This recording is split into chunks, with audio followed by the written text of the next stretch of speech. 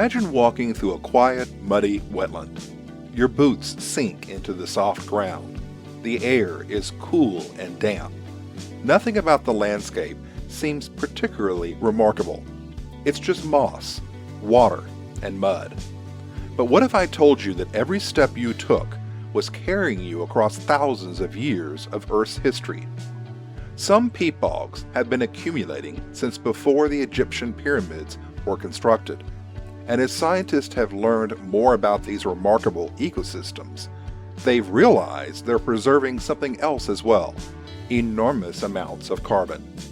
Today we're exploring the living archive and what scientists are doing to protect Earth's slowest growing ecosystems and the planet's most remarkable natural archive. Welcome back to the podcast. I'm Dr. Mack, and this is the Climate Translation.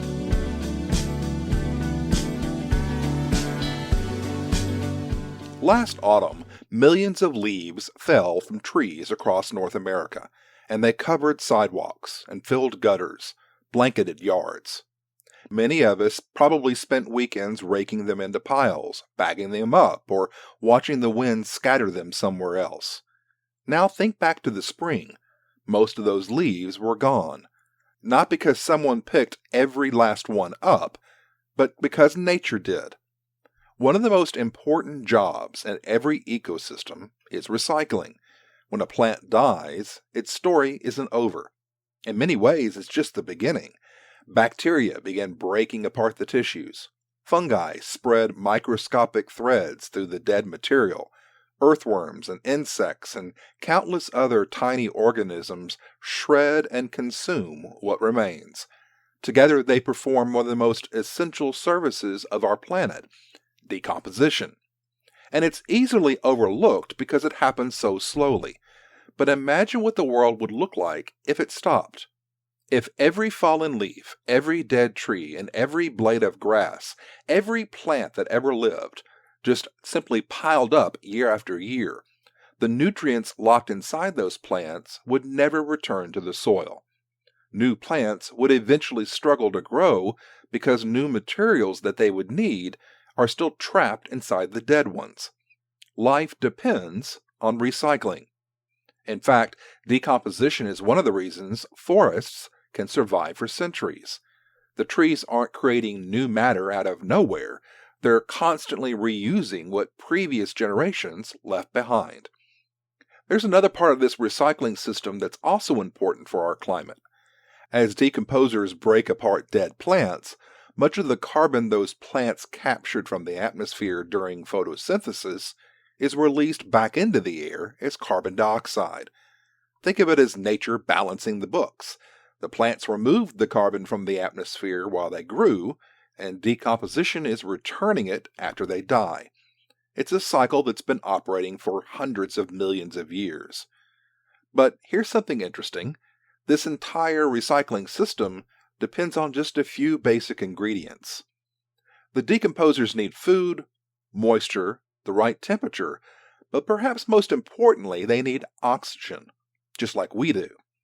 Bacteria and fungi that are responsible for much of decomposition are living organisms.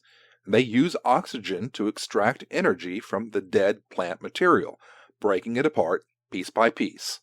Remove enough oxygen and the system begins to slow. Scientists see this all the time. That's why food lasts longer in vacuum-sealed packaging. It's one reason compost piles have to be turned regularly. Mixing them introduces fresh oxygen and helps the microbes do their work.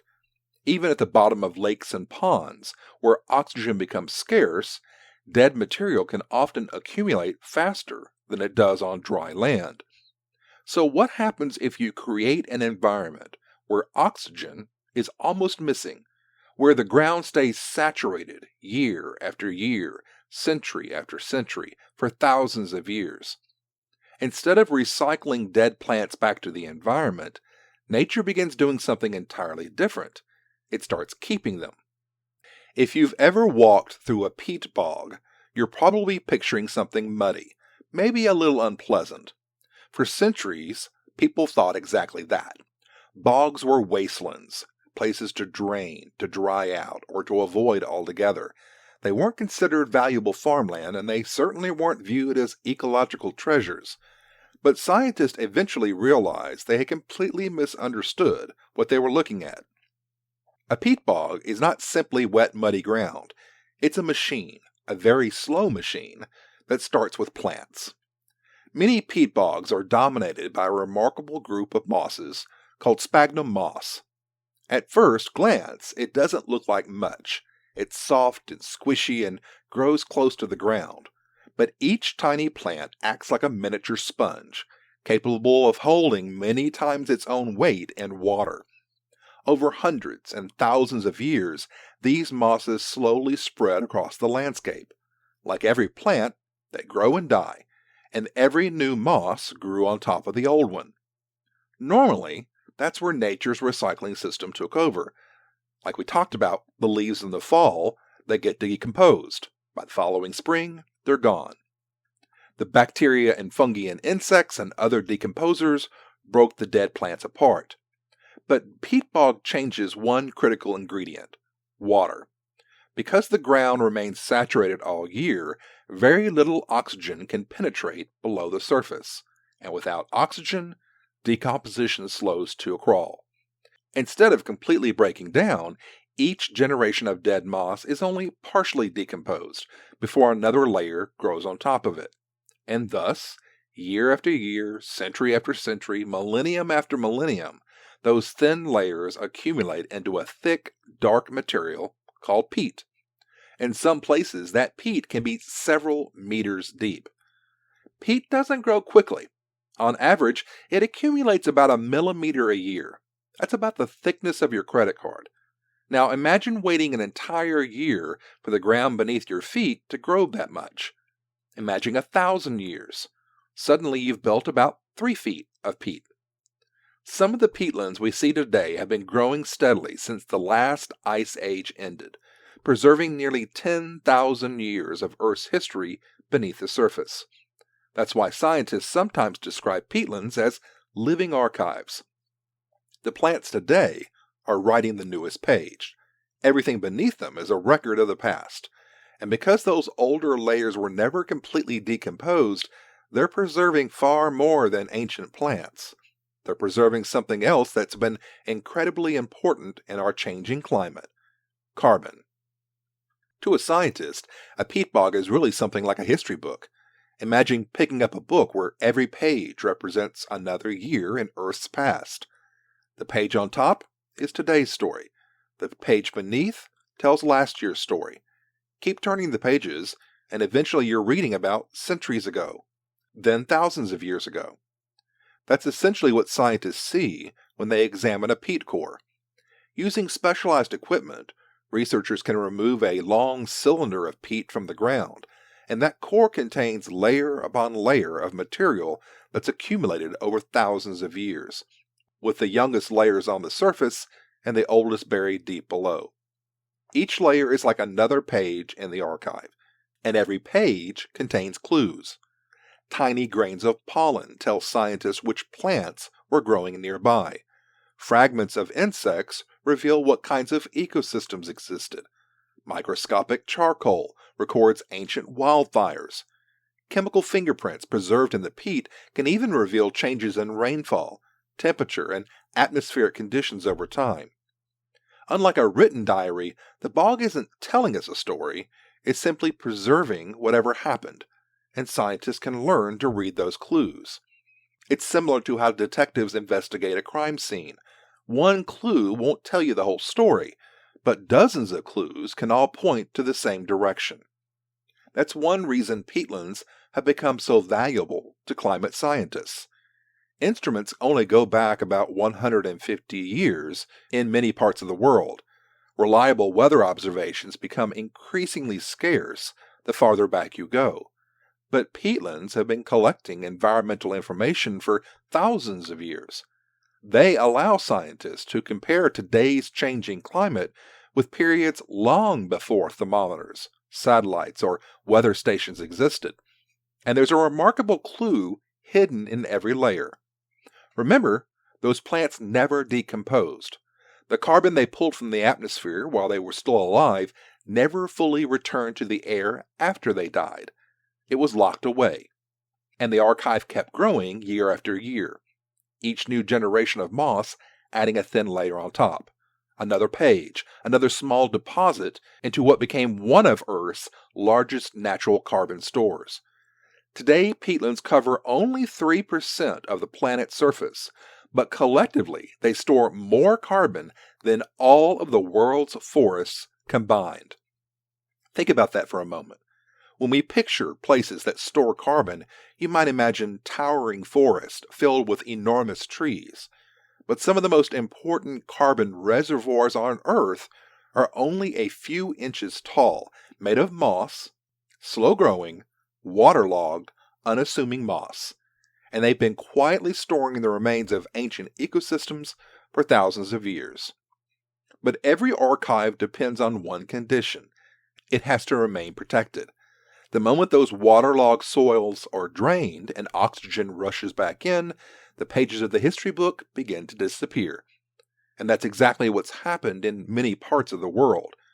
Across Europe, North America, and other places, people dug drainage ditches to carry water away from these wetlands. Governments often encouraged the practice, hoping to create new farmland, grazing land, and forests for timber production. At first, it probably looked like a success. The ground became firmer and it was easier to access and more useful for human activities. But beneath the surface, something more important was happening. Oxygen was returning. As the water drained away, air began moving back into the soil. The microbes that had spent centuries barely functioning woke up. They had access to oxygen and they began to recycle, to decompose. The carbon that had been locked safely underground slowly returned to the atmosphere as carbon dioxide. Scientists sometimes describe this as a tipping point. The peatland hasn't stopped storing carbon, it's changed jobs. Now it's putting carbon dioxide back into the atmosphere. In climate science, we say it's changed from a carbon sink to a carbon source. And in many places in the world, drained peatland now sits noticeably lower than it did decades ago because the soil has literally disappeared into the atmosphere as carbon dioxide. Dry peat also behaves differently during wildfires. Healthy peatlands are naturally wet and difficult to burn, but once they dry out, peat can become an unexpected fuel source. Unlike typical grass fires that burn quickly, peat can smolder underground for weeks, even months, and produce enormous amounts of smoke that can be extremely difficult to extinguish because the fire isn't just burning vegetation, it's burning the soil itself. And finally, there's the water. Remember how we described sphagnum moss as a sponge. A healthy peatland absorbs rainfall, stores it, and then releases it gradually over time. By draining it, instead of soaking up heavy rains like a giant natural reservoir, the water moves through the landscape very quickly, increasing erosion and contributing to flooding further downstream. So by draining a peatland, you're not just changing one thing, you're changing a lot of things. You've altered the carbon cycle, the movement of water, the fire risk. You've erased part of a natural archive that's taken thousands of years to rebuild. Now, the encouraging news is that scientists have discovered that many of these changes aren't permanent. Sometimes helping a peatland to recover is far simpler than you might imagine. When we talk about environmental restoration, it's easy to imagine something complicated, like planting millions of trees or building massive engineering projects, developing new technologies. Restoring peatland is different.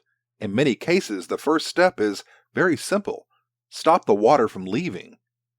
Over the past several decades, scientists like Dr. Peter Jones and many others have been working to restore peatlands across Wales and England, and in other places around the world. The process often begins by finding the old drainage ditches that were dug decades or even centuries ago. Instead of digging new channels, they fill them in, sometimes with peat, sometimes with wood, sometimes with small earthen dams. The goal isn't to radically reshape the landscape. It's simply to allow the water to stay where it naturally wants to be. And as the water table rises, oxygen once again becomes scarce beneath the surface. The microbes that have been active start to slow down, and nature's recycling system eases back towards the pace that it maintained for thousands of years. In time, sphagnum moss begins to return. The ground becomes wetter, the peat stabilizes, and the archive begins preserving itself once again. Now, a peatland that took 5,000 years to develop will not be rebuilt in a human lifetime. If centuries of accumulated peat have already decomposed, those layers are gone. No restoration project is going to recreate that overnight. But what restoration can do is prevent additional losses. It can protect the archive that remains. It can reduce future carbon emissions from degraded peatlands. It can improve water quality downstream. It can reduce wildfire risk by keeping the landscape wet. And it can help restore habitat for plants and animals that depend on these unique ecosystems. Perhaps most importantly, restoration reminds us that not every climate solution requires inventing something new. Sometimes the most effective solution is understanding how nature already works and give it the opportunity to do what it's done for thousands of years. It's a reminder that nature often works on timescales very different from our own. The challenge for us is deciding whether we will preserve that archive or continue erasing pages that can never be written again.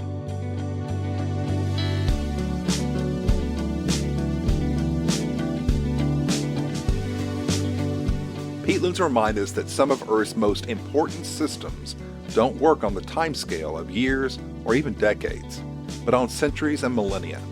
The choices we make today will determine whether these living archives continue preserving Earth's history or slowly lose the stories they've been keeping since the last ice age. I'm Dr. Mack, and this has been The Climate Translation. If you have a question about the climate that you've been too afraid to ask, or if you have a differing opinion, I want to hear from you. I can use your viewpoints in future episodes. You can reach me at theclimatetranslation@gmail.com. I'll see you next time.